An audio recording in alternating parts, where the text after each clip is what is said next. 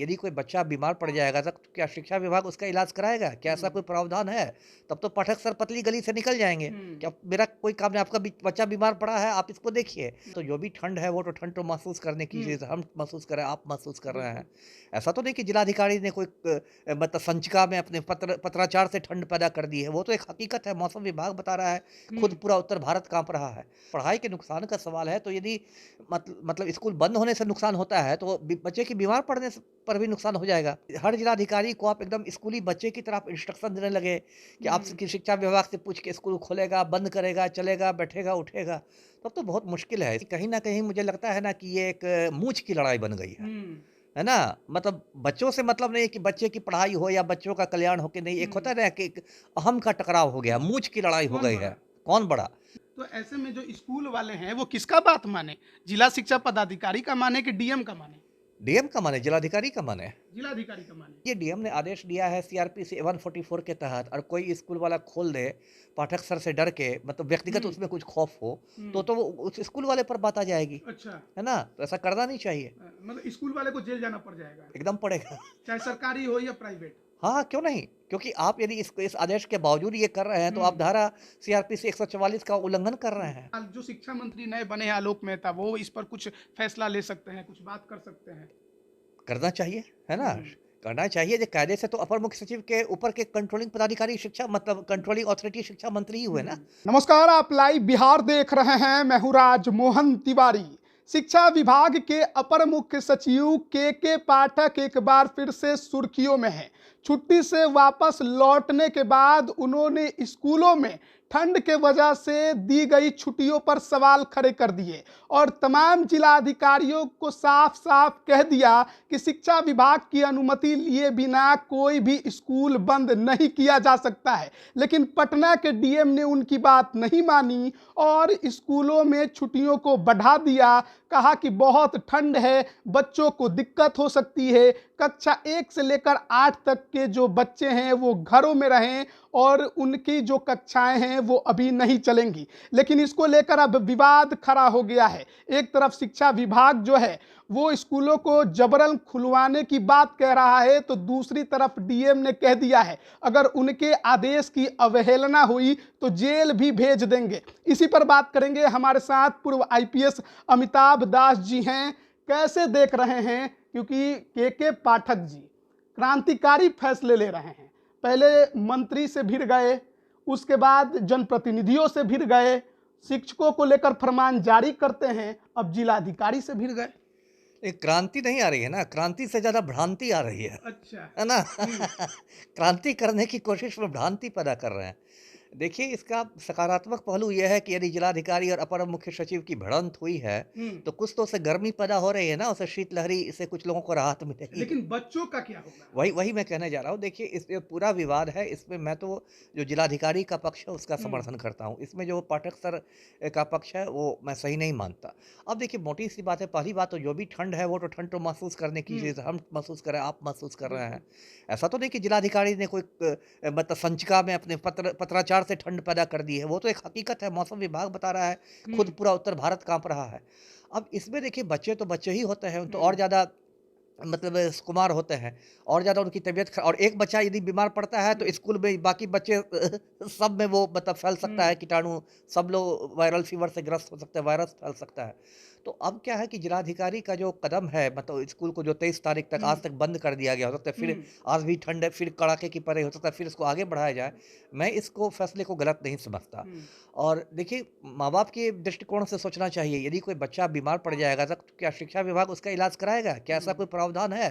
तब तो पाठक सर पतली गली से निकल जाएँगे। हम्म। क्या मेरा कोई काम नहीं, आपका बच्चा बीमार पड़ा है, आप इसको देखिए। हम्म। लेकिन वो तो, और जहाँ तक पढ़ाई के नुकसान का सवाल है, तो यदि मतलब स्कूल बंद होने से नुकसान होता है, तो बच्चे के बीमार पड़ने से पर भी नुकसान हो जाएगा। बच्चा स्वस्थ रहेगा तब तो पढ़ेगा, कि बीमार बच्चे को आप पढ़ा दीजिएगा। तो ये जो पाठक सर का है, मुझे लगता है कि पाठक सर बहुत बार ज़्यादा जोश में आ जाते हैं, तो ऐसे-ऐसे कुछ काम कर देते हैं, हम्म। अनावश्यक विवाद पैदा होता है। आपको याद होगा कुछ महीने पहले हम्म। इन्होंने ये बिहार यूनिवर्सिटी के वाइस चांसलर का वेतन रोक दिया था, हम्म। बिहार विश्वविद्यालय के कुलपति का। हम्म। फिर 2-3 घंटे में राजभवन से वो आदेश रद्द किया गया। राजभवन ने बताया कि जो कुलपति होते हैं वो राजभवन के प्रशासनिक हम्म। नियंत्रण में होते हैं, शिक्षा विभाग उनका वेतन रोक ही नहीं सकता है ना?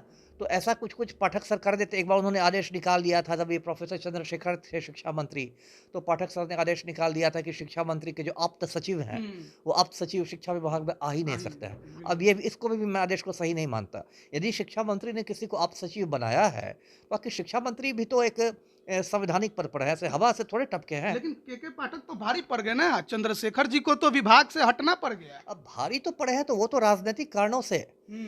राजनीतिक कारणों से भारी पड़े। ऐसा थोड़ा है कि उनको कानूनी ज्ञान ज़्यादा है इसलिए भारी पड़ गए हैं। अच्छा। मुझे अपना संदेह है या सही है कि जो मुख्यमंत्री हैं पलटू राम, वो किसी न किसी वजह से पाठक सर के पीछे खड़े हैं। हुँ। चाहे राजद को डिमोरलाइज़ करने के लिए हुँ। या प्रोफ़ेसर चंद्रशेखर को, उनकी अपनी राजनीति होगी। हुँ। तो पाठक सर के पीछे वो खड़े हैं, इसलिए विभाग तो मुख्यमंत्री ना बदलते हैं, बिल्कुल। पाठक सर ने थोड़े बदला है। हुँ, हुँ। तो वो तो एक अलग मुद्दा हो गया। और देखिए क्या है कि ऐसे भी देखिए ये सब जो झगड़ा होता है ना प्रशासन में, ये मतलब दुर्भाग्यपूर्ण होता है। हुँ, हुँ। देखिए जिलाधिकारी अपने आप में एक ऊँचा पद है, अपने आप में एक ज़िम्मेदारी वाला पद है। अब हर जिलाधिकारी को आप एकदम स्कूली बच्चे की तरह आप इंस्ट्रक्शन देने लगे कि आप हुँ। की शिक्षा विभाग से पूछ के स्कूल खोलेगा, बंद करेगा, चलेगा, बैठेगा, उठेगा, तब तो बहुत मुश्किल है। इससे तो मतलब झगड़ा में ही रह जाएगा और इससे मतलब एक गलत संदेश जाता है। अभी यही जो जिलाधिकारी ने जो जवाब दिया है हुँ। शिक्षा निदेशक को, वो अब हुँ। सोशल मीडिया पर वायरल हो रहा है। आजकल तो हुँ। सोशल मीडिया का ज़माना है, इधर चिट्ठी निकलती है, उधर वायरल होता है। अब उसमें क्या है कि उन्होंने लिखा है कि भाई जो कुछ मैंने किया है वो सीआरपीसी 144 के हुँ। तहत किया है। दंड प्रक्रिया संहिता की 144 धारा के तहत किया है। उन्होंने अपनी मतलब शक्तियाँ गिनाई है और ये हुँ। भी कहा है कि यदि कोई इसका उल्लंघन करेगा तो 6 महीने की सज़ा भी मिल सकती है। हुँ। तो अब फिर और उन्होंने कहा कि आपका जो आदेश है वो अप्रासंगिक है, हुँ। अवैध है ना? हुँ। नहीं तो आप विधि विभाग से आप परामर्श ले लें। हुँ। तो मतलब ये जो तू-तू, मैं-मैं चल रही है शिक्षा विभाग जिलाधिकारी से, इसका किसका फ़ायदा हो रहा है? नहीं तो सवाल ये है कि आखिरकार के पाठक को इस मुद्दे में पढ़ने की क्या ज़रूरत थी, उलझने की क्या ज़रूरत थी और कितने दिनों की छुट्टी हो गई थी कि बच्चों की पढ़ाई इतनी ज़्यादा बर्बाद हो जाएगी? वही वही तो मैं कह रहा हूँ कि पाठक सर ठीक है, ईमानदार आदमी है, मैं उनकी इज़्ज़त करता हूँ, सब हुँ। करता हूँ, सम्मान है मेरे मन में। लेकिन कई बार वही होता है कि ज़्यादा जोश में जो आ जाते हैं ना, तो हुँ। एकदम ये हो जाता है, विवाद पैदा कर देता है। अभी उन्होंने एक सीनियर डॉक्टर को, एक बिहार के एक सीनियर डॉक्टर हैं जो आईएमए के हुँ। प्रेसिडेंट रह चुके हैं, उनको पाठक सर ने फ़ोन करके गाली-गलौज कर बिल्कुल। दिया। वो हुँ। ऑडियो वायरल हुआ है। अरे आपको गाली-गलौज करने की क्या ज़रूरत है? आप अपर मुख्य सचिव हैं, आप इतने ऊँचे पद पर हैं, यदि आपको उनकी किसी बात से ठेस पहुँची है, तो कानूनी रास्ते हैं। आप कानूनी नोटिस दे सकते हैं, मानहानि का केस कर सकते हैं। लेकिन किसी को आप गाली-गलौज कर दें फ़ोन करके, किसी को आप ये कर दें। एक बार पाठक सर की एक मीटिंग का भी हुँ। वायरल हो गया था वीडियो। हुँ। उसमें किसी के साथ, कोई डिप्टी कलेक्टर के साथ, उसके साथ गाली-गलौज कर रहे थे। तो ये सब तो अब पाठक सर से मैं यही कहूँगा कि ये मतलब आपकी छवि को इससे धक्का पहुँच रहा है हुँ। और कुछ नहीं हो रहा है। और आम आदमी तो मज़ा लेता है, आम बिल्कुल। आदमी तो मज़ा लेता है। नहीं, आप कई जिलों के एसपी रहे हैं, जी, कई डीएम के साथ आपने भी काम किया जी, है, जी, जी। तो जिस प्रकार से जो डीएम ने लिखा है कि 6 महीने की जेल हो सकती है, कितना सही लगता है? क्या सचमुच जो भी अवहेलना करेगा उसे जेल भी जाना पड़ नहीं, नहीं, सकता है? बिल्कुल, बिल्कुल सही लिखा है, बिल्कुल हुँ। सही लिखा है।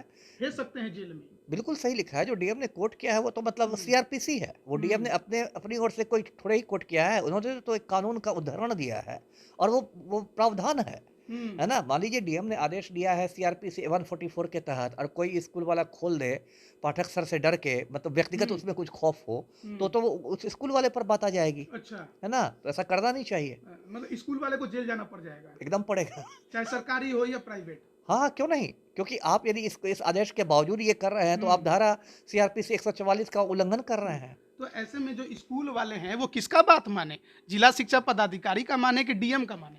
डीएम का माने, जिलाधिकारी का माने, जिलाधिकारी का माने। जिलाधिकारी का माने, है ना? हुँ। जिलाधिकारी ही दे सकते हैं। शिक्षा विभाग देखिए, मेरा अपना मानना है कि इसमें तो शिक्षा विभाग को दखलंदाज़ी करनी ही नहीं चाहिए। हुँ। इससे तो कमांड और कंट्रोल गड़बड़ाता हुँ। है ना? अब 2-2 ये तो हो गया कि एक बच्चा के मम्मी एक बात बोले, पापा एक बात बोले, हुँ। तो बच्चा एक बार मम्मी का मुँह देखेगा, पापा का मुँह दिखेगा। हुँ। तो शिक्षकों की तो वही ना हालत हो जाएगी कि हुँ। एक बार वो शिक्षा विभाग का करेक्ट। चेहरा दिखेगा, एक जिलाधिकारी का चेहरा, एक खोल रहे हैं, बंद कर देंगे। हुँ। तो अब आधा खोल के तो आप स्कूल नहीं रख सकते कि भाई हमने आधा खोल दिया है स्कूल, थोड़ा पाठक सर की बात मान ली गई है, थोड़ा जिलाधिकारी की भी। ऐसे तो नहीं होता है। ऐसे में सामंजस्य कैसे बैठे? सवाल ये है क्योंकि एक तरफ शिक्षा विभाग अगर ऐसा रुख अपनाता है, डीएम अलग रुख अपनाता है, तो सबसे बड़ा दिक्कत तो है कि एक तो अधिकारों के अतिक्रमण की बात आ जाती है और दूसरा है कि जो सुचारू रूप से जो सिस्टम चलना चाहिए वो चल नहीं पाएगा। वही मैं कह रहा हूँ ना कि ये तो मतलब एक अनावश्यक एक विवाद आप कायम कर हुँ। रहे हैं। और होता क्या है कि कहीं न कहीं मुझे लगता है ना कि ये एक मूंछ की लड़ाई बन गई हुँ। है ना? मतलब बच्चों से मतलब नहीं है कि बच्चे की पढ़ाई हो या बच्चों का कल्याण हो कि नहीं, एक होता है ना कि एक अहम का टकराव हो गया, मूंछ की लड़ाई हो कौन गई बड़ा? है, कौन बड़ा? हुँ, अरे आप अपर मुख्य सचिव हैं, आप तो जिलाधिकारी से बड़े हैं ही, हुँ, इसमें क्या कहना है? हुँ, आप तो पाठक सर 90 बैच के हैं, तो वो तो जिलाधिकारी से तो कहीं ज़्यादा सीनियर हैं। बिल्कुल। तो जिलाधिकारी तो इसमें तो कुछ आपको सिद्ध करने की क्या ज़रूरत है? हुँ, ऐसे ही अपर मुख्य सचिव जिलाधिकारी से बहुत बड़ा अधिकारी होता है, ये तो मतलब जानी हुई बात है। लेकिन अब इसको इस तरह से कि मूंछ की लड़ाई हो जाएगी और मैं आपको आपने बंद किया तो मैं खुलवा दूँगा, हुँ। ये तो मुझे नहीं लगता है तो समझदारी है। सामंजस्य कैसे बैठेगा? सवाल ये है, किसको इसमें हस्तक्षेप करना चाहिए? पलटू राम को मंत्री तो बदल गए हैं। पलटू राम को क्या क्या जो शिक्षा मंत्री नए बने हैं आलोक मेहता, वो इस पर कुछ फैसला ले सकते हैं, कुछ बात कर सकते हैं? करना चाहिए, है ना? हुँ, करना चाहिए जो कायदे से तो अपर मुख्य सचिव के ऊपर के कंट्रोलिंग पदाधिकारी शिक्षा मतलब कंट्रोलिंग अथॉरिटी शिक्षा मंत्री ही हुए ना। हुँ, तो जो नए शिक्षा मंत्री बने हैं वही आलोक मेहता जी जो हैं, तो उनको कहना चाहिए कि भाई आप इसमें बाकी जगह जो इतनी शैक्षणिक अराजकता है आप उस पर रोक लगाइए, ये हुँ, अनावश्यक विवादों को नहीं जन्म दीजिए, हुँ, अनावश्यक पत्राचार नहीं कीजिए। हुँ, और ओवरऑल तो फिर पलटू राम की ज़िम्मेदारी है, हुँ, क्योंकि एक मैसेज ये भी जा रहा है कि पाठक जी जो भी कर रहे हैं, पाठक सर, वो पलटू राम के शाह पर कर रहे हैं। इनको कहीं न कहीं पलटू राम का आशीर्वाद प्राप्त है, वरद हस्त हुँ, प्राप्त है ना? इनसे मंत्री टकराता है तो मंत्री हट जाता है, अधिकारी हुँ, बने रहते हैं, तो कहीं न कहीं ये मैसेज जा रहा है। हुँ, तो इसमें तो हस्तक्षेप मुख्यमंत्री को करना चाहिए कि ये क्या तमाशा बन गया है। इसमें तो पूरे बिहार की किरकिरी होती है हुँ, कि ये सुशासन है कि क्या है कि एक अखाड़ा ही खुलवा दिया जाए गांधी मैदान में, एक तरफ से जिलाधिकारी आ जाए, एक तरफ से शिक्षा निदेशक आ जाए और वही हुँ। हो। ये सब दुर्भाग्यपूर्ण है विवाद और कुछ आगे नहीं। क्या होगा अब? अब मेरी जो समझ है अंत में जिलाधिकारी की बात ही मानी जाएगी, क्योंकि जिलाधिकारी की जो बात है वो हुँ। कानून पर आधारित है, तथ्यों पर आधारित है। और पाठक सर या शिक्षा विभाग की जो बात है वो क्षेत्राधिकार का ये लोग अतिक्रमण कर रहा है। जी। बहुत-बहुत धन्यवाद आपका हमारे साथ जुड़ने के लिए। तो देखिए, अभी जो शिक्षा विभाग के अपर मुख्य सचिव हैं के पाठक, वो पटना के डीएम से भिड़ गए हैं और डीएम भी पीछे हटने को तैयार नहीं है।